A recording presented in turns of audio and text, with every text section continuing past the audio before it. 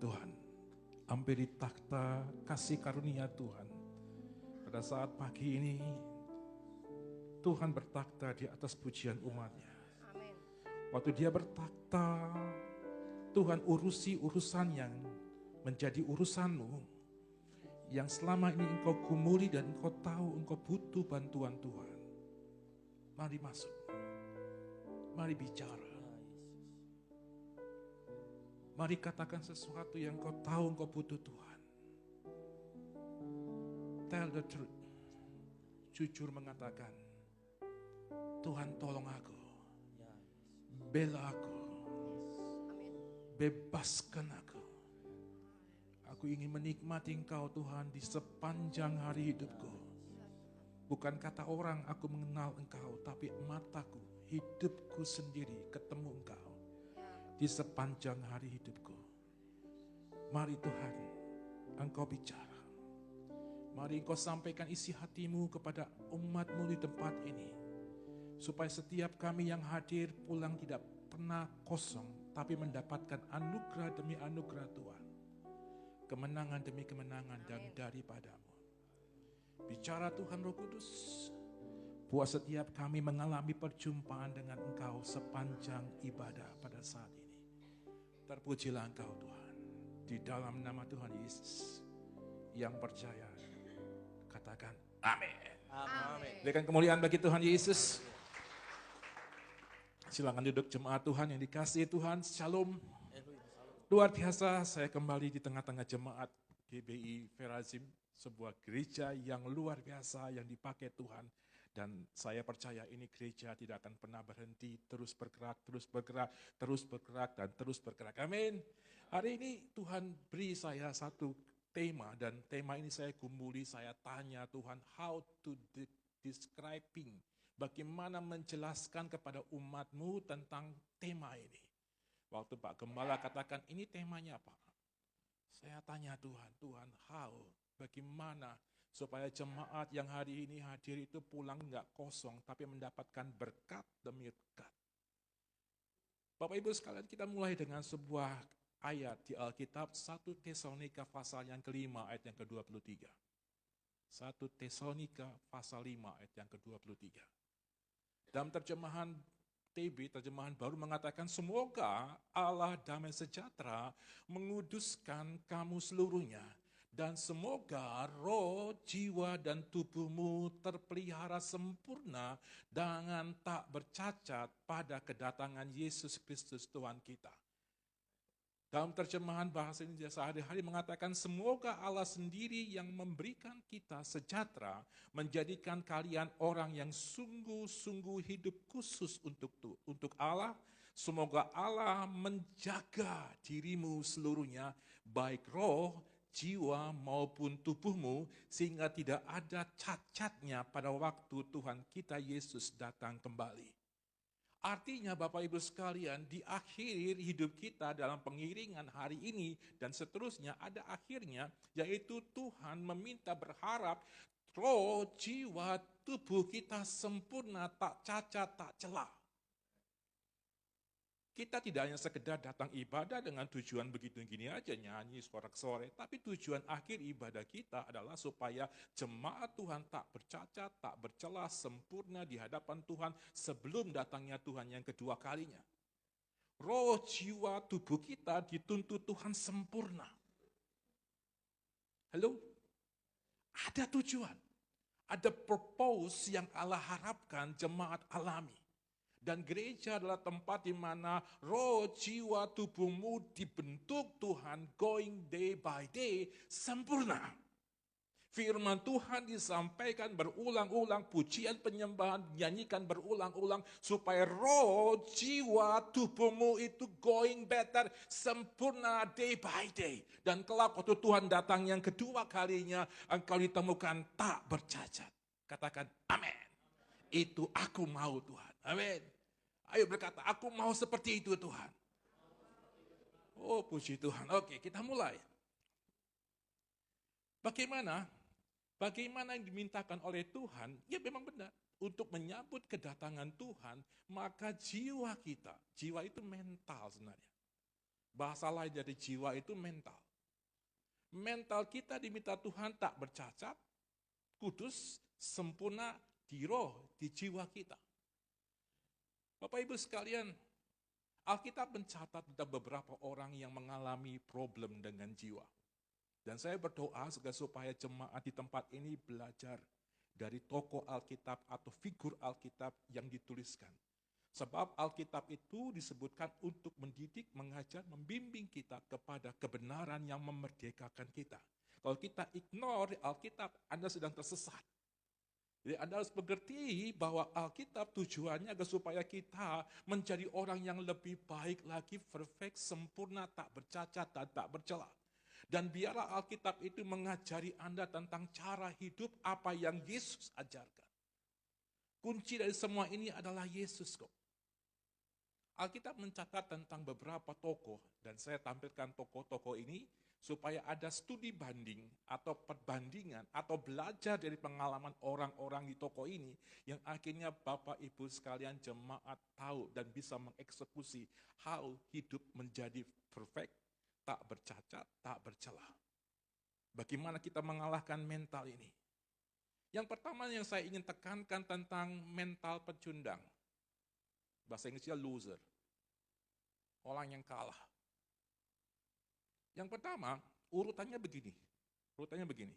Terciptanya mental pecundang ini urutannya begini. Yang pertama, dia tidak mengenal siapa dirinya, tidak mengenal kelemahannya, tidak mengenal kekuatannya, tidak mengenali cara pikir dan perilaku yang menghambatnya, dan menjadi orang yang pesimis, orang yang putus asa, orang yang kurang pede. Ini urutan orang menjadi mentalnya pecundang. Kalau engkau sudah mulai bergerak ke situ, nggak mengenal akan kelemahanmu, nggak mengenal akan kekuatanmu, lambat tapi pasti engkau akan menjadi pecundang. Dampak dari itu adalah kehilangan kesempatan, hubungan yang rusak, jiwa kita sakit, merasa tertolak, sakit hati, benci, dendam, iri hati, pemberontak. Jika dibiarkan lama tidak disembuhkan, maka roh jahat dapat tinggal di dalam jiwa yang sakit itu, melahirkan roh kesakitan. Bentuknya nggak lagi jiwa yang luka, tapi roh kesakitan. Dan itu berdampak pada kesehatan tubuh, Bapak Ibu sekalian. Itu efeknya. Kalau nggak diselesaikan, kesehatan mental kita tidak diselesaikan, maka akan berdampak pada kesehatan jasmania kita. Saya pernah kok bersaksi, saya ingin bersaksi bagaimana orang yang mengalami luka batin dan roh kesakitan itu dibiarkan menggerogoti kanker, jantung, tensinya naik tidak beraturan, tekanan darah tinggi, kena stroke. Kenapa? Karena roh kesakitan berdiam di luka dalam batin jiwanya hingga akhirnya menggerogoti jiwanya. Hati-hati. Hati-hati. Ingat tujuan akhir hidup kita, roh, jiwa, tubuh kita sempurna, tak bercacat dan tak bercela. Masa akan kita biarkan roh kesakitan itu tinggal dan berdiam dalam diri kita bertahun-tahun? Halo? Ingat, hati-hati.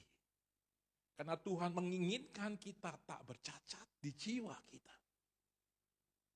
Dan saya, waktu Pak Gembala katakan temanya ini, Pak, kok cocok dengan materi saya. Saya selama ini khotbah di mana-mana, saya khotbah di gereja, khotbah di penjara-penjara, khotbah di banyak tempat. Ternyata banyak gereja, anak-anak Tuhan yang memiliki roh kesakitan yang tidak dibereskan. Yesus katakan, aku datang untuk memberi hidup. Hidup yang berkelimpahan termasuk dibebaskannya roh kesakit hatianmu itu. Kalau engkau nggak ngerti rencana Tuhan, Anda sedang berkata, oh Tuhan aku sedang beraniaya. Oh bukan, masalahnya engkau biarkan roh kesakitan itu tinggal dalam dirimu bertahun-tahun. Merusak semua sentimen yang Tuhan bangun dalam dirimu, hingga diri kita nggak pernah mengalami kelimpahan di dalam Yesus. Amin. beritahukan jarimu, aku tahu sekarang bahwa Tuhan sedang mengajari aku sesuatu yang baru. Haleluya. Berikan kemuliaan bagi Tuhan Yesus. Mari kita belajar dari Kain. Kain ini adalah pelanggar undang-undang pidana yang pertama, pembunuhan. Bagaimana proses Kain menjadi orang yang membunuh saudaranya Habel? Kejadian pasal yang keempat dan ketiga begini, setelah beberapa waktu lamanya, maka Kain mempersembahkan sebagian dari hasil tanah itu kepada Tuhan sebagai korban persembahan. Habel juga mempersembahkan korban persembahan dari anak sulung kambing dombanya, yakni lemak-lemaknya. Lihat, maka Tuhan mengindahkan Habel dan korban persembahannya, Kejadian 4 ayat 4. Ini proses terjadi. Tetapi Kain dan korban persembahannya tidak diindahkannya. Lalu hati Kain menjadi sangat panas dan mukanya muram. Luka yang di dalam batin Kain saat itu, saat persembahannya tidak diindahkan. Dia biarkan terus melukai dirinya, terus melukai dirinya. Jangan dibayangkan bahwa ayat ini terjadi pada hari ini persembahan ditolak, langsung ada pelanggaran undang-undang pidana pembunuhan. Tidak, ini ada prosesnya Bapak Ibu sekalian. Kalau Bapak Ibu baca Alkitab, Alkitab itu tidak hari ini dibaca, hari ini tidak. Itu ada prosesnya, ada waktunya. Waktu Kain persembahannya tidak diterima, ditolak dan tidak diindahkan, saat dia melihat perbedaan itu, ketidakadilan yang dipandang dia itu, dia maintenance, dia biarkan luka batinnya itu terus menggerogoti dia, baru muncul siasat atau tujuan merencanakan sebuah pembunuhan terhadap Habel. Jadi proses kejahatan itu, Bapak Ibu sekalian, tidak tiba-tiba. Ada perencanaan. Maka dalam undang-undang pidana dikatakan kalau pembunuhan dengan berencana berbeda dengan pembunuhan dengan tiba-tiba membunuh. Dalam hal ini, Kain merencanakan pembunuhan terhadap Habel, saudaranya. Berangkat dari perasaan tidak diindahkan persembahannya. Hati-hati. Luka di batin, luka di jiwa Kain melancarkan atau melakukan tindakan pidana. Saya berdoa agar supaya Bapak Ibu sekalian mulai mengenali luka batin, sakit di jiwamu yang engkau perlu bantu Tuhan untuk bereskan. Kejadian 4 ayat 6-7 mengatakan firman Tuhan kepada Kain, mengapa hatimu panas dan mukamu muram? Apakah mukamu tidak akan berseri jika engkau berbuat baik, tetapi jika engkau tidak berbuat baik, dosa sudah mengintip di depan pintu. Ia sangat menggoda engkau, tapi engkau harus berkuasa atasnya. Faktanya Kain tidak berkuasa. Kain terjebak dan Kain melakukan tindakan membunuh Habel. Orang yang luka dalam jiwanya terlihat di wajah kau. Saya bisa melihat ada dalam batinmu, wajahmu memancarkan sesuatu di situ. Saya mengajar sekolah Alkitab di Tangerang, Lapas Perempuan Tangerang. Pertama kali saya ketemu mereka, muka mereka seram semuanya. Muram semuanya. Kusut semuanya. Kelam wajahnya. Selama kurang lebih kami mengajar, sudah masuk ke bulan yang keempat, saya mengajar tentang kebenaran yang memerdekakan. Hari demi hari setelah firman Tuhan yang memerdekakan itu diceritakan kebenarannya, rahasianya. Saya lihat wajah ibu-ibu itu cerah. Ada kecantikan dalam batin mereka. Ketemu saya senyum, wajah mereka berubah. Artinya orang yang telah dipulihkan terlihat di wajahnya. Amin. Terlihat di matanya, tidak lagi muram. Jangan tiba-tiba Anda ambil cermin. Bener nggak sih gue? Ya, tapi boleh juga nanti pulang ke rumah lihat cermin, kira-kira gue masih cantik nggak? Bereskan hati. Saya rindu hari ini jemaat Ferazim itu mengalami perubahan. Kecantikan itu bisa diolah dari hati. Hati yang dipulihkan. Hati yang dibereskan. Hari ini kita mungkin bermasalah dengan orang dekat kita. Jangan biarkan itu ada dalam dirimu. Ada mungkin perkataan yang melukai kita. Orang yang mengucapi melukai kita, ada lupa apa yang diucapkan kepada kita. Kita yang nyimpen terus perkataan itu. Iya Pak, iya. Iya. Orang yang ngucap kepada kita, bla bla bla bla bla. Kita tangkap, bla bla bla bla bla.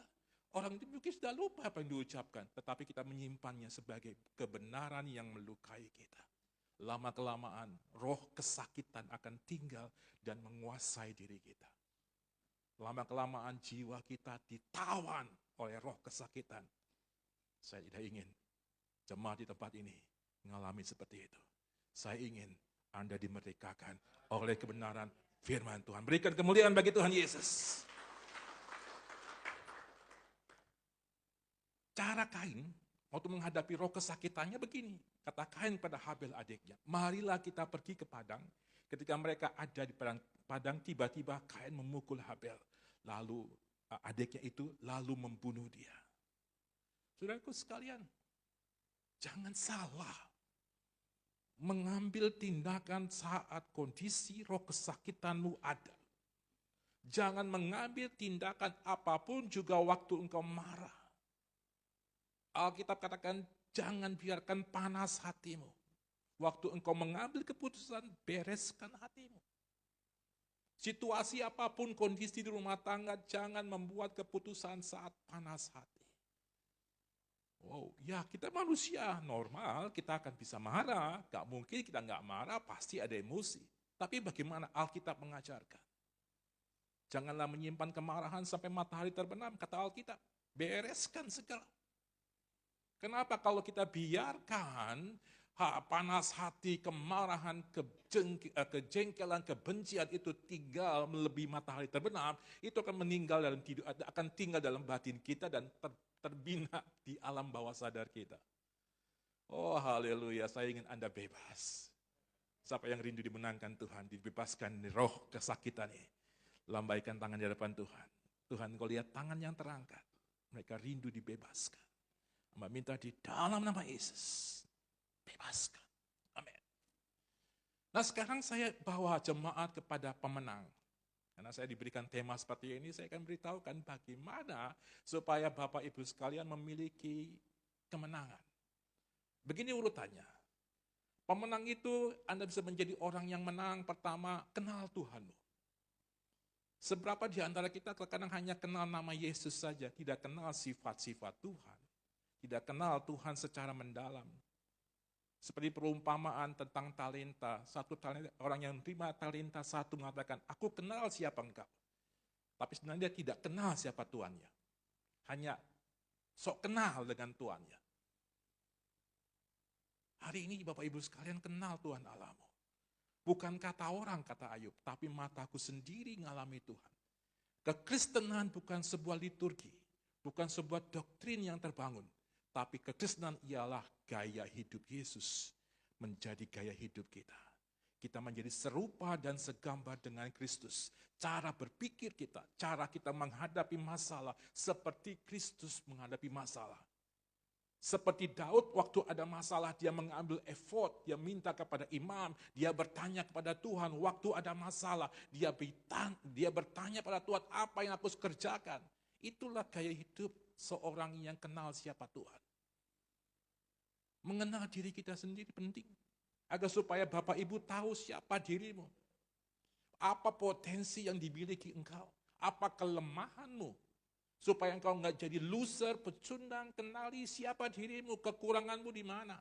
Kalau engkau gagal dalam keuangan, belum menang di keuangan, jangan mendekati keuangan. Nanti engkau jadi orang yang mencuri. Kalau engkau belum menang dalam hal perempuan atau wanita atau pria lain, jangan mendekat ke sisi itu. Kalau engkau belum menang, engkau akan terjebak dan jadi orang yang pecundang. Kalau engkau belum bisa kerja dengan keras, jangan stop, harus bekerja dengan keras. Latihlah jiwamu supaya engkau berubah. Mengenal siapa dirimu itu penting. Sama seperti Petrus kenal siapa Tuhan, Tuhan kenalkan siapa dirinya. Jadi kunci untuk mengenal Tuhan, kenali Tuhanmu, maka Tuhan akan memperkenalkan siapa dirimu. Saya ulangi lagi, untuk mengenal Tuhanmu, langkah awalnya kenali Tuhan Allahmu, maka Tuhan akan memperkenalkan siapa dirimu. Sama seperti Petrus. Tuhan memperkenalkan sisi negatifnya Petrus dan sisi positifnya Petrus. Setelah Petrus kenal siapa Tuhannya. Yang kedua, untuk tidak menjadi loser atau pecundang menjadi pemenang, Anda harus nempel. Nempel dan bersandar kepada Tuhan. Yohanes katakan, di luar aku, engkau tidak bisa berbuat apa-apa. Akulah pokok anggur yang benar dan engkaulah ranting-rantingnya, carang-carangnya. Enggak nempel, engkau enggak berbuah. Tuhan enggak tuntut daunnya banyak, yang Tuhan tuntut buahnya banyak. Bedakan pohon dengan daun banyak dengan pohon dengan buah banyak.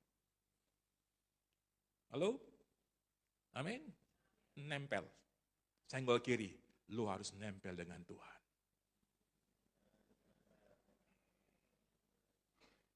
Saya ibaratkan, saya analogikan begini Bapak Ibu sekalian. Bapak Ibu pernah lihat colokan listrik? Kalau nggak nempel pada colokan listrik, nggak ada power, nggak ada kekuatan. Amin. Anda mau hidup dengan kebenaran firman Tuhan dan dimerdekakan, harus nempel. Gaya hidupmu yang lama, tinggal dong, ubah dengan gaya yang baru. Kalau belum bangun pagi jam 4, bangun pagi jam 4. Berdoa, nyembah Tuhan, nempel. Every day 24 jam sehari nempel. Kekristenan tidak mengajarkan hanya sekedar 5 kali sehari menyembah Tuhan. Setiap jam engkau bisa koneksi dengan Tuhan, nempel. Di setiap waktu. Perjanjian baru mengatakan setiap kali nempel dengan Tuhan. Supaya apa? Engkau tahu di mana engkau ada. Waktu engkau nempel, engkau akan serupa dan segambar dengan Tuhan yang engkau tempel itu. Saudara paham omongan saya? Ini kunci penting. Waktu engkau nempel, maka engkau akan serupa dan segambar dengan orang yang dekat dengan kamu. Saya bergaul dengan pengusaha, maka saya akan menempel jenis-jenis tipe atau orang-orang seperti seorang pengusaha.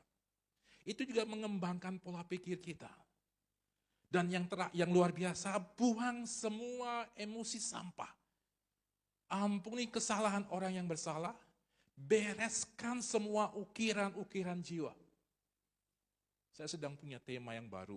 Nanti kelak saya akan tawarkan kepada Ibu Gembala atau Bapak Gembala, boleh nggak saya cerita tentang TPU, tanah, pohon, ukiran jiwa. Karena seringkali kita orang Kristen gagal dan tidak sukses karena ada ini potensinya, problemnya di tanah, pohon, ukiran jiwa. Next, mungkin kita ketemu lagi. Yang kemudian, hiduplah bertumbuh dalam Tuhan. Bagaimana kita hidup dengan Tuhan, tumbuh dengan Tuhan, deklarasikan iman. Hidup dan mati dikuasai lidah. Siapa yang menggemakannya, dia akan menuai apa yang diperkatakan.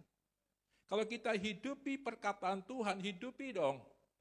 Saya ajarkan para siswa sekolah Alkitab, Bu, kalau nanti engkau tertekan tentang kondisimu, iblis menekan dirimu, katakan, di dalam nama Yesus, Allahku telah menyembuhkan aku. Saya perintahkan ibu-ibu di penjara, waktu engkau tertekan, katakan, Allahku kan mencukupi segala kebutuhanku dengan kekayaan.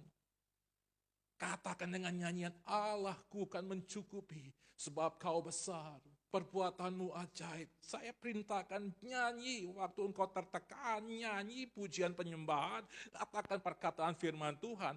Pujian penyembahan adalah ayat firman Tuhan yang dibawa dengan nada dan lagu, tapi itu perkataan deklarasi imanmu. Kalau engkau ulang-ulangi perkataan nyanyianmu, engkau sedang mengatakan kebenaran firman Tuhan, dan jiwamu akan mendengar, dan jiwamu akan dipulihkan. Amin. Jangan diam. Gak selamanya silent is gold, tidak selamanya bisa jadi silent is foolish. Bodoh, kenapa? Tidak memperkatakan firman Tuhan. Bapak Ibu sekalian, pagi-pagi saya katakan thank you God buat hari ini. Terima kasih Tuhan buat sepanjang hari ini. Belum terjadi. Masih ada jam-jam ke depan. Tapi saya perkatakan dengan iman, ada yang baik yang Tuhan ciptakan dalam hidupku. Sepanjang hari ini. Kita sedang mengkreasi iman kita.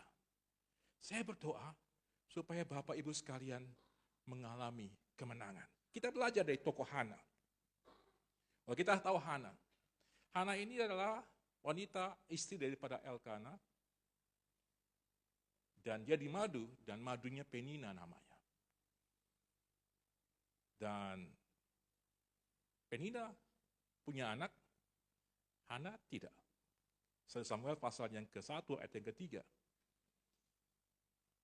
Ayat yang ke-6, 7 katakan demikian. Tetapi madunya selalu menyakiti hatinya supaya ia gusar. Karena Tuhan telah menutup kandungannya, demikianlah terjadi tahun demi tahun.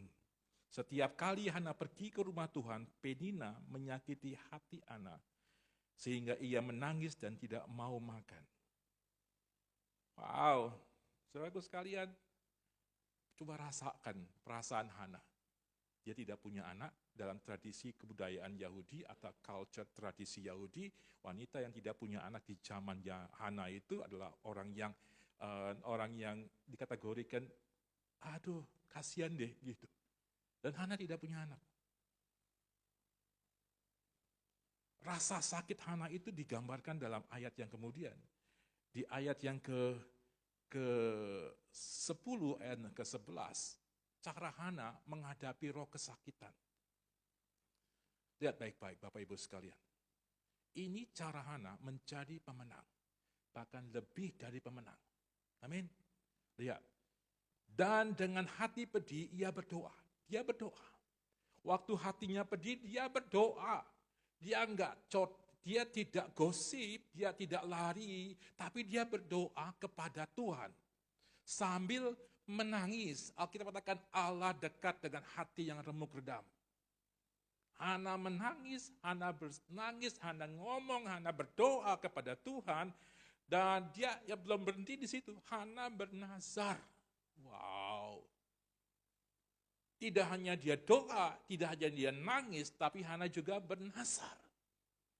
Tuhan semesta alam, jika engkau sungguh engkau memperhatikan sengsara hambamu ini, dan mengingat kepadaku dan tidak melupakan hambamu ini, tetapi memberikan kepada hambamu ini seorang anak laki-laki, maka aku akan memberikan dia kepada Tuhan untuk seumur hidupnya, dan pisau cukur tidak akan menyentuh kepalanya. Ini nazarnya. Ini doanya. Ini tangisan Hana. Dan ayat yang ke-19 sampai dengan 20, ini hasilnya. Dia menjadi orang yang menang. Keesokan harinya, bangunlah mereka itu pagi-pagi. Lalu sujud menyembah di hadapan Tuhan. Kemudian pulanglah mereka ke rumahnya di Rama. Ketika Elkana bersetubuh dengan Hana, istrinya, Tuhan ingat kepada Hana. Maka setahun kemudian mengandunglah Hana dan melahirkan seorang anak laki-laki. Ia menamai anak itu Samuel, sebab katanya, aku telah memintanya daripada Tuhan. Wow, anak yang berdoa, anak yang menangis, anak yang bernazar, Tuhan jawab. Hana tidak tinggal dalam hati yang pilu, patah hatiku jadinya. Jangan begitu. Dia tidak memilih patah hati waktu Penina menista dia. Dia pilih untuk datang kepada Tuhan dan dia berdoa. Dan ajaibnya, Tuhan jawab doa Hana. 1 Samuel, bahkan di 1 Samuel pasal 2 ayat yang ke-20-21, ini bonus tambahan buat Hana. Oh ajaib Allah kita. Lalu Eli memberkati Elkana dan istrinya, maksudnya Hana. Katanya, Tuhan kiranya memberikan keturunan kepadamu dan dari perempuan ini pengganti yang telah diserahkan kepada Tuhan. Karena Samuel telah diserahkan kepada Tuhan. Sesudah itu pulanglah mereka ke tempat kediamannya dan Tuhan mengindahkan Hana. Sehingga dia mengandung dan melahirkan 3 anak laki-laki dan 2 anak perempuan lagi. Sementara itu makin besarlah Samuel yang muda itu di hadapan Tuhan. Ada bonusnya. Allah tidak pernah tuli mendengar doa kita. Allah menghitung, tapi yang penting hatimu tidak marah. Hatimu dibereskan. Luka di batinnya, bayangkan nih seandainya Hana itu membiarkan luka batinnya itu membuat dia tinggal di situ. Dia tidak alami janji Tuhan. Amin. Yang kedua, tokoh yang kedua ialah Lea. Ini cukup tragis menurut saya. Cukup tragis mempelajari Lea ini, wow luar biasa nih. Ini kalau ada doa, the most of wanted, the stronger woman is Lea. Bayangin, tidak dicintai, tapi punya anak. Enggak lagi satu, bahkan banyak. Halo. Anda sebagai wanita nih, tidak dicintai, tapi ditiduri oleh suami Anda. Dan Anda harus mengandung 9 bulan 10 hari buat anak Anda. Bukan satu anak. Anda sedia mati buat anak Anda. Untuk laki-laki yang tidak mencintai Anda. Bagaimana perasaan Anda? Jujur aja. Sakitnya pun di sini. Anda punya perasaan gak sih? Bayangin Lea seperti ini. Kejadian 29 ayat 30, Yakub menghampiri Lea, Rahel juga, malah ia lebih cinta kepada Rahel daripada Lea. Demikianlah ia bekerja pada Laban 7 tahun lagi. Coba bayangin. Tidak dicintai. Karena aturan tradisi Yahudi nggak boleh menikah adiknya dulu, maka disaudarakanlah Lea kakaknya kepada Yakub. Tapi Yakub tidak mencintai Lea. Kejadian 29 ayat 31, saya ingin supaya Anda best the Bible. Bukan kata Pak Yani, tapi kata Alkitab. Ketika Tuhan melihat bahwa Lea tidak dicintai, bukannya kandungannya, tetapi Rahel mandul. Dalam keadilan Tuhan, Tuhan lihat itu. Saudaraku sekalian, kalau kesakit hatian Lea dibiarkan dan dia tidak mengambil langkah yang benar, maka dia akan tetap mandul, Rahel mandul, Yakub tidak punya anak. Coba baik-baik, lihat di sini ya. Cara Rahel menghadapi roh kesakitan. Itu tertulis, tercatat di Alkitab, dan itu menggambarkan prosesnya. Proses Lea dari roh kesakitan. Kita mulai. Kejadian 29. Pertama, Ruben. Katanya, sesungguhnya Tuhan telah memperhatikan kesengsaraanku, sekarang tentulah aku akan dicintai oleh suamiku. Nama anak pertamanya dia Ruben. Maka dia berharap dia dicintai suaminya. Artinya belum dicintai suaminya. Suaminya masih mencintai Rahel dibandingkan dirinya. Anaknya disebut Ruben. Saya sarikan lagi, saya singkatkan saja, saya intikan saja, saya kutip ayatnya. Anak kedua lahir. Kata Rahel, sesungguhnya Tuhan telah mendengar bahwa aku tidak dicintai. Lalu diberikannya pula anak ini kepadaku. Maka ia namakan anak itu Simeon. Lihat, ada prosesnya. Dia berharap dicintai, tidak dicintai. Anak kedua Simeon. Lihat di proses luka kesakitan daripada Lea. Dan bagaimana Tuhan pulihkan hidupnya. Belum selesai, lahir anak ketiga. Sekali ini suamiku akan lebih erat kepadaku. Ada harapan. Karena aku telah melahirkan 3 anak laki-laki baginya. Itulah sebabnya ia menamai anak itu Lewi. Masih berharap. Dia tidak marah dengan situasi itu. Dia masih menaruh setiap nama anak-anaknya dengan harapan-harapannya.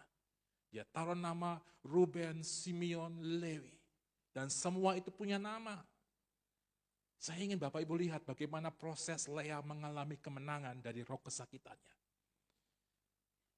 Yehuda, anak selanjutnya dari Lea. Sekali ini aku akan bersyukur kepada Tuhan. Itulah sebabnya ia menamai anak itu Yehuda. Lihat proses Lea. Dia tidak tinggal dalam roh kesakitan. Tidak dicintai. Tapi dia menaruh setiap momentum kemenangannya dengan nama-namanya. Anak-anaknya. Kejadian ini terlihat lagi. Pada nama anaknya Gad. Lea menamai Gad karena dia berkata, mujur telah datang. Dia melihat sebuah harapan bahwa mujur telah datang. Maka dia menamai anak itu Gad. Wow, belum berhenti Bapak Ibu sekalian. Bagaimana proses Lea dipulihkan, roh kesakitannya ditolak, menjadi orang kedua yang dicintai Yakub. Aser. Dia punya anak Aser namanya.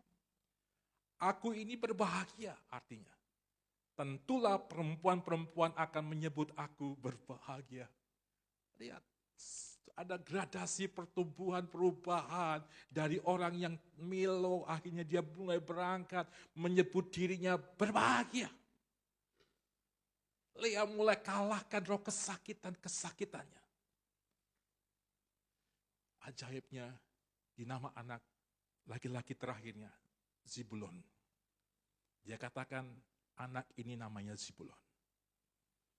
Allah telah memberikan hadiah yang indah kepadaku. Artinya, sekali ini suamiku akan tinggal bersama-sama dengan aku. Karena aku telah melahirkan 6 orang anak laki-laki baginya. Anda tahu kubur Lea di mana?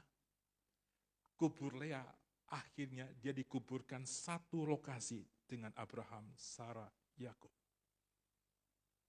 Rahel di mana kuburnya? Di pinggir jalan menuju Bethlehem. Saudaraku sekalian, hidup Lea dipulihkan. Waktu Lea tidak gubris, tidak hiraukan kesakit hatian, dijadikan orang nomor 2, dicintai suami. Saya ingin saudaraku sekalian belajar dari tokoh-tokoh Alkitab ini bagaimana kita mengatasi roh kesakitan yang kita alami. Pertanyaannya sekarang, bagaimana caramu menghadapi roh kesakitan di jiwamu? Mari lihat. Kalau saya tanyakan apakah engkau punya roh kesakitan di jiwamu, saya percaya Anda punya. Setiap kita pernah tinggal di masa lalu dan luka dalam diri kita adalah kesakitan. Bapak Ibu sekalian, saya berharap dan berdoa supaya jemaat di tempat ini mengenali roh kesakitan apa yang ada dalam dirimu. Amin. Bagaimana cara kita saat roh kesakitan itu datang mendekat kepada kita? Yang pertama, datang kepada Tuhan. Beritahukan kanan kirinya, datang kepada Tuhan. Jangan datang kepada orang yang menyesatkan. Jangan datang kepada orang yang salah. Datang kepada Tuhan. Yang kedua, doa. Seperti Hana berdoa. Sebab Tuhanlah tabib penyembuh sejati. Bicara. Alkitab katakan, mintalah maka engkau akan diberi. Ketuklah pintu maka pintu akan dibukakan. Siapa yang meminta, itu yang diberi. Enggak pernah minta, enggak diberi. Amin. Kalau engkau tahu butuh Tuhan, Tuhan, I need you Lord, I need you Lord, fill me Lord, fill me Lord. Itu minta.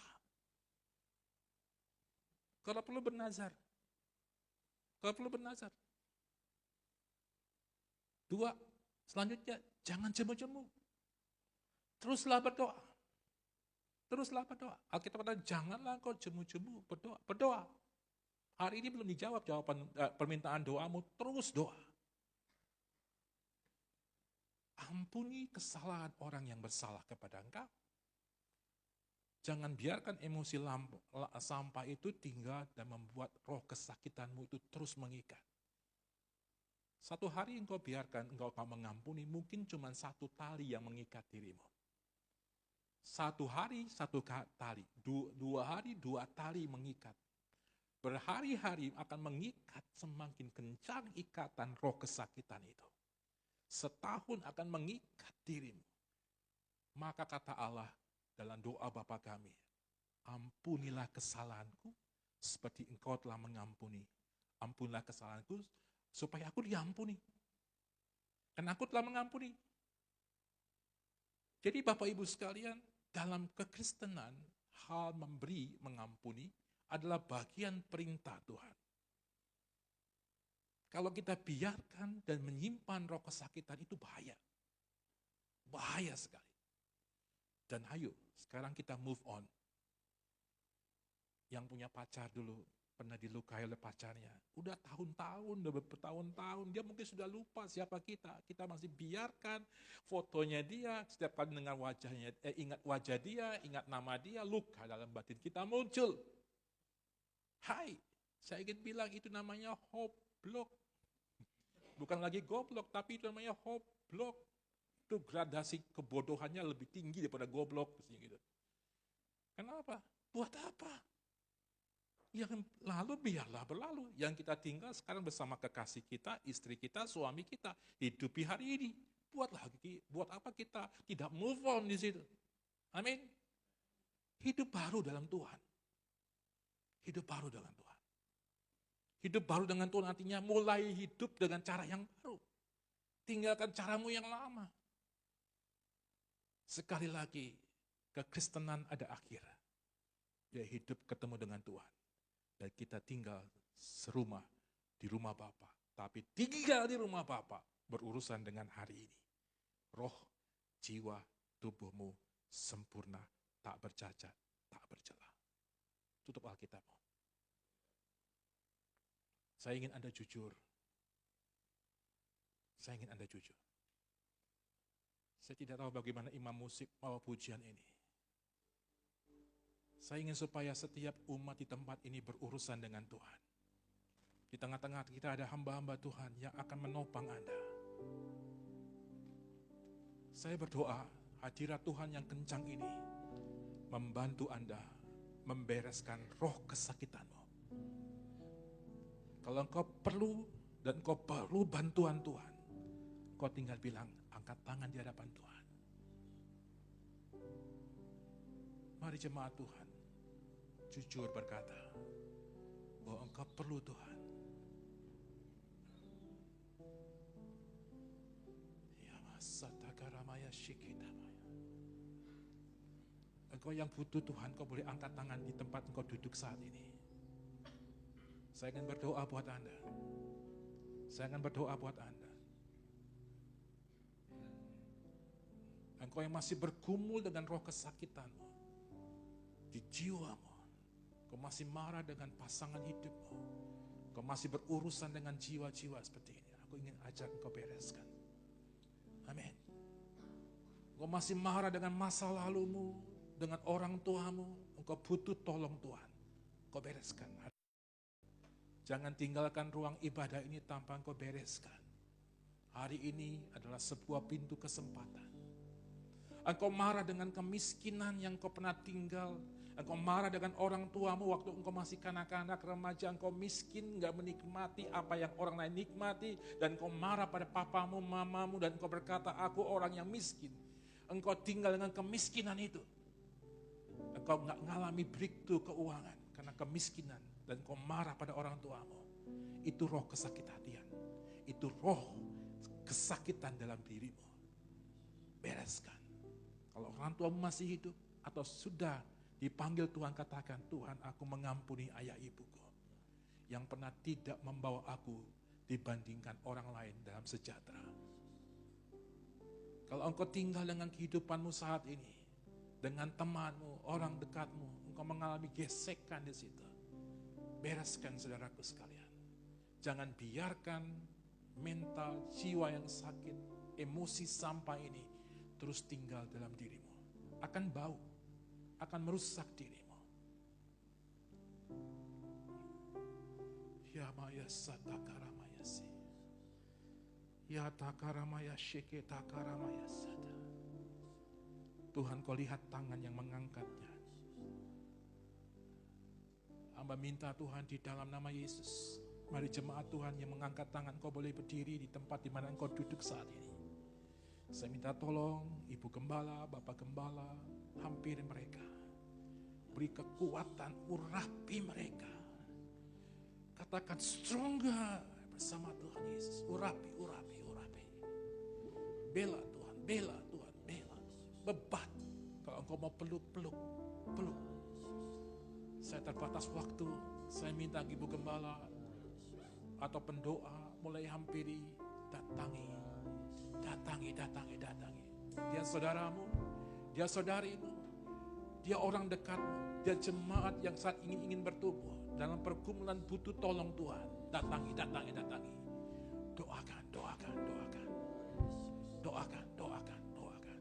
Beri nubuatan, patahkan semua ikatan di jiwa, semua ukiran-ukiran jiwa yang melekat dalam dirinya.